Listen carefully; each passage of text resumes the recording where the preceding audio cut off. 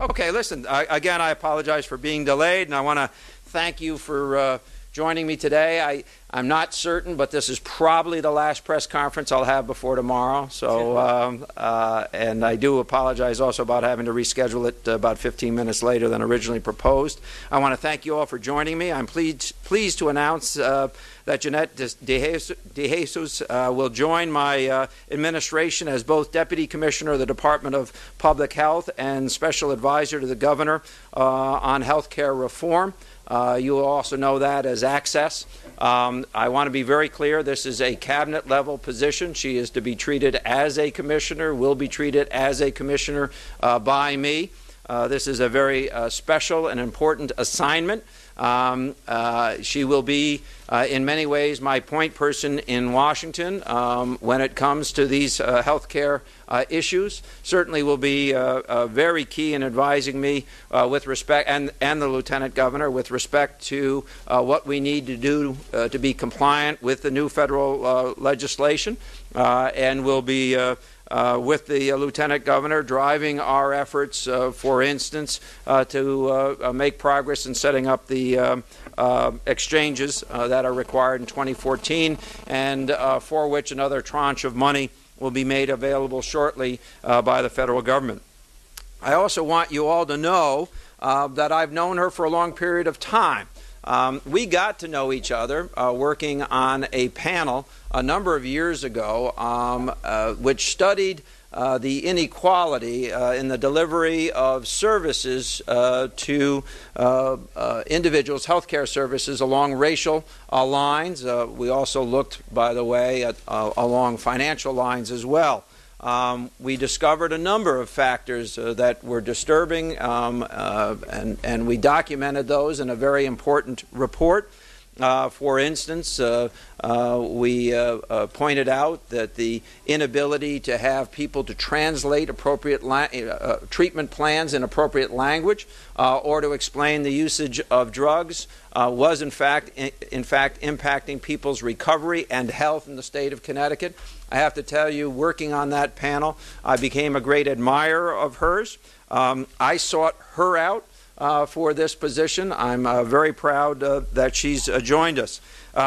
She, prior to her time here, was President and CEO of the Hispanic Health Council.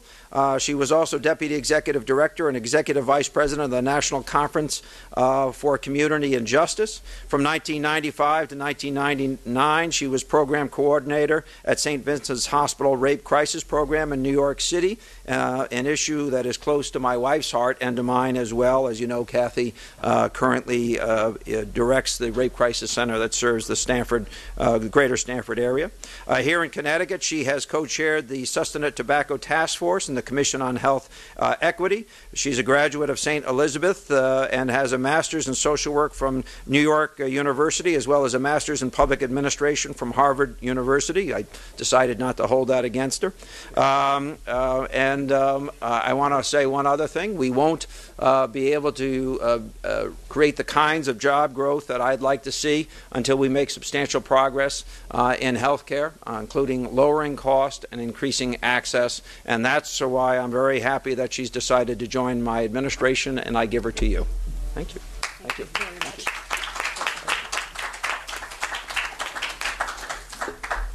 Well, thank you. I have been told that this will probably be the easiest press conference that I attend. And so thank you, Governor-elect, for the opportunity to serve in your administration. You know, the individuals that you have tapped to serve the state of Connecticut have demonstrated within each of their respective fields a spirit of excellence, accomplishment, and inclusion that is needed now here in Connecticut more than ever. I join this group with great enthusiasm for the task at hand.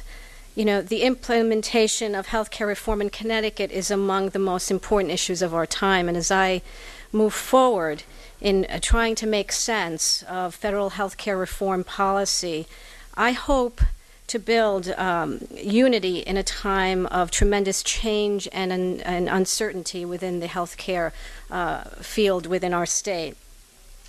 As Governor-elect Malloy has demonstrated anyone who is thoughtful, open to new possibilities, is ready to roll up their sleeves, and has the overall well-being of the people of Connecticut foremost in their minds, has a place at the table of national health care reform implementation here in Connecticut. I look forward to working with you and with the people of Connecticut to ensure that we build a health care delivery system here that is affordable, accessible, and that works for all of the people of Connecticut. Thank you. What's your date of birth in your hometown, please? Excuse me, sir? You thought this was going to be easy. 9/26/64. Bloomfield, Connecticut. Did you say Bloomfield? Bloomfield, yes. Which makes her a Connecticut Yankee. Right. Well, on the implementation question, I don't know how much you've looked at the specifics in Connecticut yet.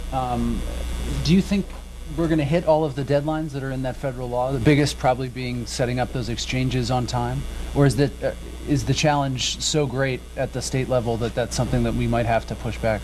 We're gonna hit deadlines. As you know, I was in Washington. I had an opportunity to speak to the secretary. I've had several opportunities to speak to the secretary since I was in Washington. We're gonna be one of the states that leads in this arena. I'm quite confident that we will be. You do have one option. I don't know if any state would actually take it, but obviously the state could set up its own exchange, or we could let the federal government do it. It sounds like you intend to set up a Connecticut exchange. We're going to drive this ship. Are you worried that Republicans in Congress are going to be able to carry out their threat or plan to pull back on health care reform? No, I'm not. But they certainly will be able to strangle it, won't they? No, I don't think so. For lack of funds, you don't think so? No. Why are you so confident? Because I think that there's a fair amount of rhetoric involved in what they're doing. The Republican Party wants to have its cake and eat it too. They want there to be a system because they know that the absence of a system is ruinous to our economy and puts us at a substantial deficit with respect to the rest of the industrial and unindustrialized world. The lack of control of costs has been ruinous to our economy. The prospect of spending 27 or 28% of our gross national product, or later yet 33% of our gross national product in an unrestrained system, again, would be ruinous to our economy. So what is frequently being reported on, I fear, is the desire of the Republican Party to have his cake and eat it too. I don't think they want that win. Just as I don't think the people who called for the repeal of Social Security a few years after its establishment wanted to win that fight, nor do I believe that individuals have wanted to necessarily undo changes even in our own state that they said that they wanted to undo at one point. Yeah, is this position that Mr. DeJesus is taking, was this created by the Rell administration? There is a similar position which this mirrors in the administration. I think what I want to have clear is that I am, in a sense, elevating it to a full cabinet level position. I discussed that with the doctor who is heading the department. She understands that this is a position that's funded in her department, but will be treated in other respects as a cabinet level position, because that's how important this issue is. So she will or will not report to the commissioner. They're both cabinet level? She'll report also to the commissioner, but she'll also report to me.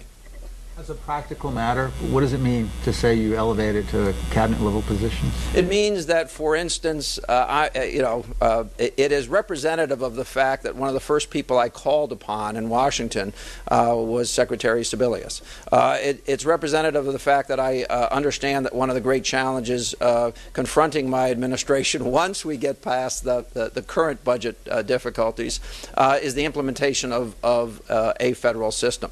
It's the the understanding that it's not just our obligation to implement that system, but I believe in the absence of that system being implemented, and other progress being made in the state of Connecticut with respect to cost containment of health care and the modernization of the delivery of that system, as well as our ability to go as rapidly as possible to electronic records. For instance, I bemoan the fact that we were the only state in New England not to have received any of the monies on a competitive basis to move that project along. All of that, I think, is evidence of the fact that I want to get this thing going pretty quickly. Jesus mentioned inclusion. How do you think you have fared in terms of your top-level appointments, and including, ethnic minorities, women, blacks, Well, some people have argued that there's an underrepresentation of Irishmen, but I'm doing my best to support that. I'm not keeping score. What I said is that our administration would look like the state of Connecticut. I think so far it does, and I think that as I've spoken to commissioners, I've asked all of my commissioners to be aware of diversity as not the controlling factor in choosing who their deputies or others will be, but a factor that nonetheless should be taken into consideration, because it should be taken into consideration. We are the people's government. We should look like the people. That was being worked out last night between Mr. Bannon and Jeanette, and we'll get back to you on it.